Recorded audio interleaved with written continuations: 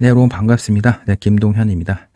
자, 1장에서 제가 말씀드릴 만한 내용은 다 다룬 것 같은데요. 네, 마지막으로 리눅스 BSP 드라이버 개발자 입장으로 어떤 개발 프로세스를 가져가고 어떻게 개발하는지에 대해서 여러분께 추가로 말씀을 드리겠습니다. 요 내용은 제가 이 리눅스 커널 책의 개정판을 쓰게 되면 이 내용을 추가할 것이기 때문에 먼저 여러분께 이 내용에 대해서 말씀을 드리겠습니다. 자, 리눅스 BSP 드라이버 개발자의 그 개발 프로세스는 대부분 이와 같은 프로세스로 구성이 되어 있습니다. 브링업과 버그 픽스가 가장 중요한 업무이고요. 브링업, 버그 픽스를 할 때 제일 고생을 많이 하시죠.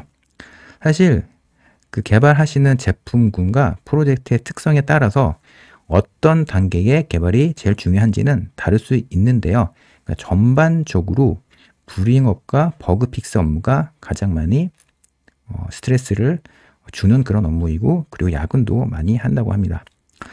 자, 브링업 단계는요, 한 번도 부팅하지 않았던 그 보드를 받아서 그 보드가 제대로 부팅하는 단계까지 여러 가지 문제를 해결하는 과정을 브링업이라고 하는데요. 자, 브링업 업무에 대해서 제가 설명을 드리면 이와 같은 질문을 받아요. 나는 한 번도 내가 개발하고 있는 그 시스템이 부팅을 안 하는 거를 본 적이 없다. 나 부팅 계속 잘 되는 상황에서 제품을 개발해 왔는데 브링업이라는 업무가 사실 필요가 없다. 이런 질문을 하신 분들이 있는데요. 브링업은 아까 그 질문을 하신 분 입장에서 제가 말씀드려보면은 누군가가 그 질문을 주신 개발자 분이 제대로 부팅하는 상태에서 뭔가 제품을 개발하고 계시잖아요. 그 이전에 누군가가 브링업을 했다라고 보시면 됩니다. 자, 브링업이 왜 필요하냐면 사실 이 이전에 기존에 사용했던 칩이나 MCU를 기준으로 같은 칩을 그대로 사용하거나 이전에 해당 칩이나 SoC와 관련된 드라이버 소스가 있는 경우에는 사실 브링업 업무가 그렇게 많은 업무 로드가 요구가 되지 않는데, 제품을 개발을 할 때는요, 보통 회로도를 새롭게 구성한다거나 그리고 부품을 바꾼다거나 하는 그런 그 초반에 기획을 하는 과정에서 회로도를 바꾸게 됩니다. 그러면 회로도를 바꾸게 되면은 그 회로에 있는 부품이 바뀐다는 것이죠. 좀 더 경쟁력 있는 제품을 위해서, 그러니까 제품의 경쟁력을 위해서 좀 더 싼 페리페럴 디바이스로 바꾸는 경우도 있고요. 그리고 아예 좀 더 가격이 저렴한 칩셋을 사용하는 경우도 있습니다. 근데 그런 경우에 브링업을 하게 되면은 그동안 한 번도 보지 못했던 이슈가 나오게 되죠. 자, 이 과정에서 다양한 이슈를 만날 수가 있는데, 브링업 하는 과정에서 만나는 가장 짜증나는 이슈가 뭐냐면, 브링업 할 때 보면 UART 콘솔에다가 타겟 디바이스 연결한 다음에 로그가 쭉 올라오는 걸 보는데, 근데 로그가 UART 콘솔에 여기가 쭉 출력이 되다가 로그가 출력이 안 되면서 그냥 보드가 가만히 있어요. 아무런 반응을 하지 않아요. 이런 경우 굉장히 스트레스를 많이 받는데요. 이런 상황에서는 어떻게 디버깅을 해야 되냐면, 그 하드웨어 JTAG 디버거 중에 굉장히 여러분 많이 쓰시는 디버거 있죠? 트레이스 32라는 디버거를 붙여서 적절한 그 API에다가 브레이크 포인트를 걸고 디버깅을 굉장히 많이 합니다. 특히 인베디드 업체, 패밀리스 업체에서 트레이스 32 너무나 많이 사용하고 있어요. 트레이스 32. 트레이스 32 사용해서 브링업 할 때 디버깅 굉장히 많이 하십니다. 자, 브링업 과정에서 만나는 또 다른 해결하기 어려운 이슈는 무엇이냐면 바로 이제 크래시가 나는 것이죠. 근데 브링업 하는 과정에서 나오는 크래시는요, 사실 100% 재현율로 크래시가 나는데 대부분의 경우는 메이크 파일에서 적절한 그 메이크 파일의 소스 패스를 지정하지 않았다거나, 혹은 적절한 컨피그레이션 하지 않았다거나, 혹은 관련된 페리페럴 디바이스를 시큐어에서 시큐어 월드에 설정을 했는데 이를 넌 시큐어에서 실수로 접근한다거나 하는 이와 같이 제대로 설정을 못했을 경우에, 해당 페리페럴 디바이스에 대한 설정을 제대로 못했을 경우에 크래시가 발생하는데요. 이때는 디바이스 트리나 뭐 커널 컨피그레이션, 메이크 파일 잘 분석하시게 되면은 그 원인을 잘 확인할 수가 있습니다. 또 불이응업이 끝나게 되면은 뭐 디바이스 드라이버 구현하시게 되고요. 디바이스 드라이버를 구현하는 과정을 보면은 뭐 영어로 뭐 from scratch라는 그런 용어가 있는데, 소스 코드가 한 줄도 없는 상황에서 한 줄 한 줄씩 본인이 코드를 짠다 뭐라는 그런 의미인데, 사실 그런 방식은 옛날 방식이고요. 대부분 디바이스 드라이버를 구현할 때는 잘 동작하는 스켈레톤 코드를 기반으로 디바이스 드라이버를 그러니까 커스터마이즈 하는 방식으로 구현을 많이 하게 됩니다. 그러니까 굳이 잘 동작하는 레퍼런스 코드가 있는데 굳이 뭐 from scratch 본인이 혼자 라인 바이 라인 다 짤 필요가 없죠. 그러니까 저도 예전에 뭐 여러 디바이스 드라이버를 구현할 때 소스를 한 줄 한 줄 구현한 적이 있었는데요.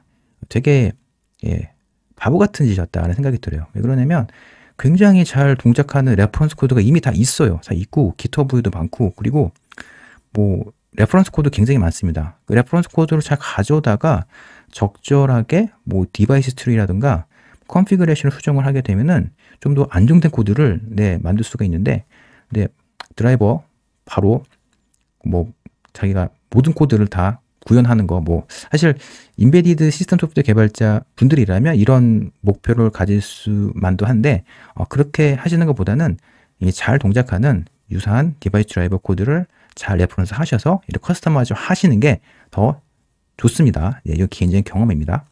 자, 그리고 어느 정도 디바이스 드라이버 구현이 끝나게 되면은 인증을 시작합니다. 그 제품 개발 업체 혹은 그 다른 인증을, 그러니까 제품 개발 업체 같은 경우는 그 회사 내부에 인증을 담당하는 QA 부서가 따로 있는 경우도 있고요.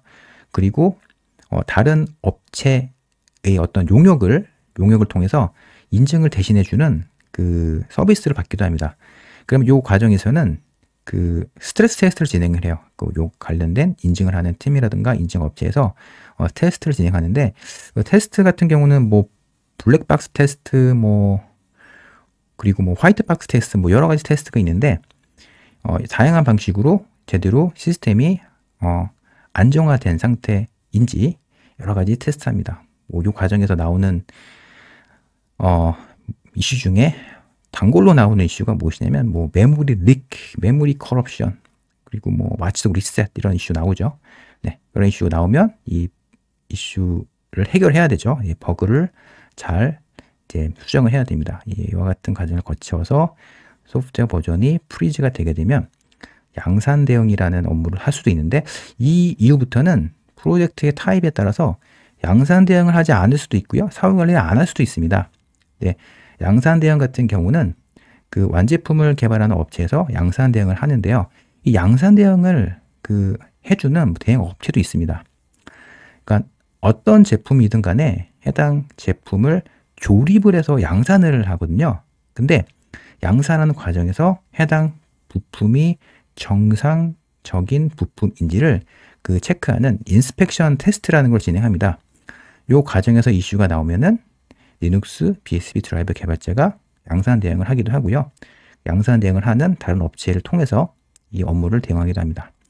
또 그 제품 개발이 요 단계에서 끝날 수도 있고 요 단계에서 끝날 수도 있는데, 그 고객이 엔드 유저, 일반 그 엔드 유저인 경우, 그러니까 일반적인 고객인 경우, 그리고 커스터머가 다른 회사인 경우는 또 이를 B2B 비즈니스라고 하거든요.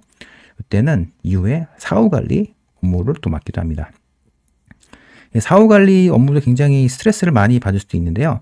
이 개발이 마무리가 됐는데 이후에 이슈가 나오게 되면 굉장히 이슈에 대한 디버깅하기 어렵죠. 왜 그러냐면 이 소프트웨어 프리즈가 되고 나면은 이 해당 소프트웨어 내부에는 그 디버깅할 수 있는 기능을 다 끕니다. 다 비활성화한 상태에서 이렇게 출시가 되기 때문에 이 이후에 문제가 나오면 문제를 디버깅하기가 굉장히 어렵습니다. 그래서 리눅스 BSP 드라이버 개발자의 제품 개발 프로세스는 이와 같고요. 그리고 팹리스 업체에서 계신 분들 개발 프로세스도 이와 거의 비슷합니다. 불링업을 할 때는 팹리스 업체가 설계한 그 하드웨어 부품을 그 IP라고 그러죠. IP를 불링업하는 업무를 진행하는데, 불링업할 때 그 SOC 업체, 팹리스 업체가 설계한 IP가 제대로 설계가 되어 있는지를 밸리데이션하는 업무를 굉장히 많이 수행하시고요. 그리고 해당 IP를 살리는 드라이버를 구현하시고, 그리고 버그 픽스 업무도 같이 수행하고요. 팹리스 업체에서는 양산 대응까지 하는지 모르겠어요. 양산 대응을 하는지 모르겠는데, 커스터머가, 고객이 만약에 양산 대응을 하는 그런 상황이라면 팹리스 업체에 있는 개발자분들이 공장에 가서 양산 대응을 하는 상황이 있을 수도 있습니다. 이 프로젝트를 진행하는 할 때에 고객사와 맺은 그 여러 정책이라든가 프로세스에 따라서 양산 대응은 다를 수가 있습니다. 자, 이와 같이 여러분께 리눅스 BSP 드라이버 개발자의 제품 개발 프로세스에 대해서 말씀드렸는데요. 자, 마지막으로 제가 말씀드리고자 하는 핵심 포인트가 하나 있는데, 바로 여러분들이 리눅스 커널과 관련된 그 기본적인 동작 원리를 잘 파악을 하셔야지 불링업도 잘할 수가 있고요. 디바이스 드라이버 구현도 잘할 수 있고, 버그 픽도 잘할 수 있고, 양산 대응도 잘할 수가 있습니다. 왜 그러냐면 리눅스 커널을 모르면 이 모든 이와 같은 업무를 진행할 때 사실 그 문제를 해결할 수 있는 그 능력을 키우기 어렵습니다. 그렇기 때문에 여러분들 불링업, 드라이버 구현, 버그 픽스, 양산 대응 업무 잘 하시려면 반드시 여러분들 리눅스 커널 잘 아셔야 되고요. 리눅스 커널도 잘 아셔야 되지만 이와 더불어서 ARM 아키텍처, ARM 프로세서와 관련된 소프트웨어 인터페이스를 ARM 아키텍처라고 그러죠. 이 ARM 아키텍처도 잘 아셔야 됩니다. 특히 팹리스 업체에서는 리눅스 커널도 중요하지만 ARM 프로세서 굉장히 많이 활용하셔서 개발하십니다. 자, 여기까지 리눅스 개발 생태계 그리고 리눅스 시스템 소프트웨어 개발자의 개발 프로세스에 대해서 여러분께 설명을 드렸습니다. 감사합니다.